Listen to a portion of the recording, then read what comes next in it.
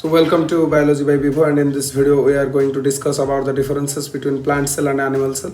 Okay, before this video we have discussed about the differences between prokaryotic cell and eukaryotic cell, and also we have discussed about the Speddborg constant in our channel. You can view those videos also, and keep watching this video for getting more concepts behind plant cell and animal cells. Thank you very much. Basically, in this video we are going to discuss about the differences between plant cell and an animal cell. Clear कि plant cell और animal cell में क्या क्या differences है. तो sir इसको हम तीन कैटेगरी में डिवाइड करते हैं. सबसे पहले फीचर के बारे में बात करते हैं, फिर प्लांट सेल में क्या होता है और एनिमल सेल में क्या होता है उसको देखेंगे. सबसे पहले आता है सेल वॉल. ये जो सेल वॉल होता है ये प्लांट सेल का आउटर कवरिंग होता है, जो कि प्लाज्मा मेम्ब्रेन के भी बाहर प्रेजेंट होता है. लेकिन अगर हम एनिमल सेल के बारे में देखें तो वहां पर कोई भी सेल वॉल नहीं होता है, वहां पर प्लाज्मा मेम्ब्रेन ही फाइनल कवरिंग होता है. और ये जो सेल वॉल है इसी की बदौलत वो जो प्लांट सेल होता है वो बहुत रिजिड होता है और स्ट्रांग होता है. लेकिन इसी के एब्सेंट के कारण एनिमल सेल सॉफ्ट होता है. फिर आता है माइटोसिस. माइटोसिस अनस्ट्रल टाइप होता है प्लांट सेल में, लेकिन एस्ट्रल टाइप होता है एनिमल सेल में, क्योंकि प्लांट सेल में कोई भी पोल प्रेजेंट नहीं होता है स्पिंडल फाइबर फॉर्मेशन के लिए. लेकिन एनिमल सेल में सेंट्रियोल प्रेजेंट होता है जहां से स्पिंडल फाइबर का अराइज होता है. इसीलिए एनिमल सेल का जो माइटोसिस है वो एस्ट्रल टाइप का होता है और जो प्लांट सेल है वो अनस्ट्रल टाइप का होता है. आप अगर माइटोसिस के बारे में जानना चाहते हैं तो हमारे चैनल पे माइटोसिस के ऊपर वीडियो है, आप वहां पे देख सकते हैं. फिर आता है अमीनो एसिड्स, विटामिन्स. ये जो प्लांट सेल होता है ये हर वो तरह का एनिमल सेल और विटामिन्स जो हमें नेचर में अवेलेबल है वो सबको सिंथेसाइज कर सकता है, लेकिन जो एनिमल सेल होता है वो सबको सिंथेसाइज नहीं कर सकता. फिर बात करते हैं रिजर्व फूड मटेरियल. तो अगर हम प्लांट सेल के बारे में देखें तो वहां पर स्टार्च होता है रिजर्व फूड मटेरियल, लेकिन एनिमल सेल के बारे में अगर देखेंगे तो वहां पर ऑयल और ग्लाइकोजन रिजर्व फूड मटेरियल होगा. लेकिन अगर हम प्लांट सेल में देखें तो जो फंजाई है, फंजाई में ग्लाइकोजन रिजर्व फूड के तरह आपको मिल सकता है, और कुछ आल्जी में आपको ऑयल भी मिल सकता है रिजर्व फूड मटेरियल के लिए. लेकिन अगर हम ओवरऑल बात करें तो वहां पर स्टार्च होता है reserve food material plant cell में. फिर बात करते हैं ग्लाइकोक्सिजोम के बारे में, जो कि एक स्पेशल तरह का फैट स्टोरिंग बॉडी होता है, पेरोक्सिजोम होता है. तो वो प्लांट सेल में मौजूद होता है बेसिकली सीड्स में, लेकिन एनिमल सेल में ये प्रेजेंट नहीं होता है. फिर बात करते हैं प्लाज्मोडेस्माटा. ये प्लाज्मोडेस्माटा क्या होता है? ये असल में सेल वॉल के थ्रू प्लाज्मा मेम्ब्रेन का कनेक्शन होता है, जो कि प्लांट सेल में प्रेजेंट होता है.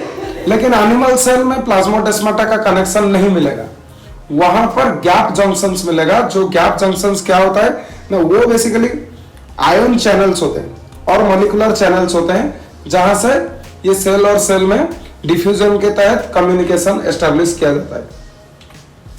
फिर आता है cytokinesis. Cytokinesis cell plate formation की तरह होता है प्लांट सेल में और फूरो फॉर्मेशन की तरह होता है एनिमल सेल में. ये साइटोकाइनेसिस के बारे में भी डिटेल हमने बताया है माइटोसिस के अंदर, तो आप माइटोसिस देखने के बाद साइटोकाइनेसिस को समझ सकते हैं. साइटोकाइनेसिस का मतलब होता है सेल का डिवीजन. जब माइटोसिस या फिर मेयोसिस होता है तब सेल कैसे डिवाइड करता है दो सेल में, एक सेल कैसे दो सेल होता है. तो वो प्लांट सेल सेल प्लेट के तहत होता है और जो एनिमल सेल है वो फूरो फॉर्मेशन के तहत होता है. फिर बात करते हैं सेंट्रियोल के बारे में. तो सेंट्रियोल क्या होता है ना, ये एब्सेंट होता है प्लांट सेल में लेकिन प्रेजेंट होता है एनिमल सेल में. लेकिन अगर हम सेंट्रियोल के बारे में देखें तो वो फंजाई और आल्जी सेल में प्रेजेंट होता है, लेकिन हायर प्लांट के अंदर ये दिखाई नहीं देता है. इसीलिए माइटोसिस अनस्ट्रल टाइप होता है प्लांट सेल में और एस्ट्रल टाइप होता है एनिमल सेल में. और अगर हम बात करें तो एनिमल सेल में जो एस्ट्रल टाइप होता है उसको हम एम्फीएस्ट्रल भी कह सकते हैं, क्योंकि वहां पर दो पोल प्रेजेंट होता है, उसको हम एम्फीएस्ट्रल भी कह सकते हैं. फिर बात करते हैं गोल्गी बॉडी के बारे में. और जो गोल्गी बॉडी होता है वो स्कैटर्ड फॉर्म में दिखाई देता है प्लांट सेल में और इसको हम डिक्टियोसोम कहते हैं. लेकिन अगर हम एनिमल सेल के बारे में बात करें तो वहां पर एग्रीगेट फॉर्म में दिखाई देता है और उसको हम गोल्गी बॉडी ही कहते हैं. फिर बात करते हैं शेप के बारे में. अगर हम प्लांट सेल के देखेंगे तो वो रेक्टेंगुलर हो सकता है, हेक्सागोनल हो सकता है और ऑक्टागोनल भी हो सकता है, इसीलिए हम उसको पॉलीगोनल भी कह सकते हैं क्योंकि वहां पर सेल वॉल प्रेजेंट है। वो सेल वॉल इसको एक प्रॉपर शेप देता है, लेकिन जो एनिमल सेल होता है उसका कोई भी प्रॉपर शेप नहीं होता है। इट्स कॉमनली सर्कुलर और no definite shape. You can think about amoeba, there is no particular shape. फिर बात करते हैं लाइसोसोम के बारे में। तो लाइसोसोम एब्सेंट होता है प्लांट सेल में लेकिन प्रेजेंट होता है एनिमल सेल में। ये लाइसोसोम क्या करता है, ये सेल को भी डाइजेस्ट कर देता है, कुछ कुछ सेलुलर मटेरियल्स को भी डाइजेस्ट करता है, लेकिन और अगर हमारे सेल के अंदर कुछ अनवांटेड चीज आ जाता है तो उसको भी ये डाइजेस्ट करता है। लेकिन प्लांट सेल में लाइसोसोम नहीं होता है क्योंकि वहां पर सेल वॉल प्रेजेंट होता है और सेल वॉल के तहत उसके अंदर कुछ अनवांटेड चीजें इतने ज्यादा नहीं घुस पाते हैं, इसीलिए वो जो लाइसोसोम होता है वो प्लांट सेल में दिखाई नहीं देता है लेकिन एनिमल सेल के अंदर वो होता है। फिर बात करते हैं वैक्यूल के बारे में। वो जो वैक्यूल होता है वो लार्जर क्वांटिटी का वैक्यूल दिखाई देता है प्लांट सेल में और वो सेंट्रली प्लेस्ड होता है। लेकिन अगर हम एनिमल सेल के बारे में देखें तो वहां पर स्मॉल वैक्यूल्स प्रेजेंट होते हैं या फिर कोई भी वैक्यूल्स नहीं होता है।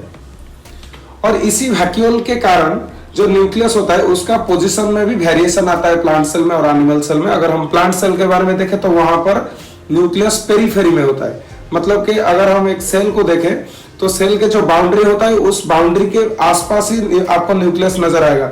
लेकिन अगर हम वही पे एनिमल सेल के बारे में बात करें तो वहां पर वैक्यूल नहीं होता है, तो सेंट्रल पोजीशन बिल्कुल खाली होता है जो कि न्यूक्लियस ऑक्युपाई करता है।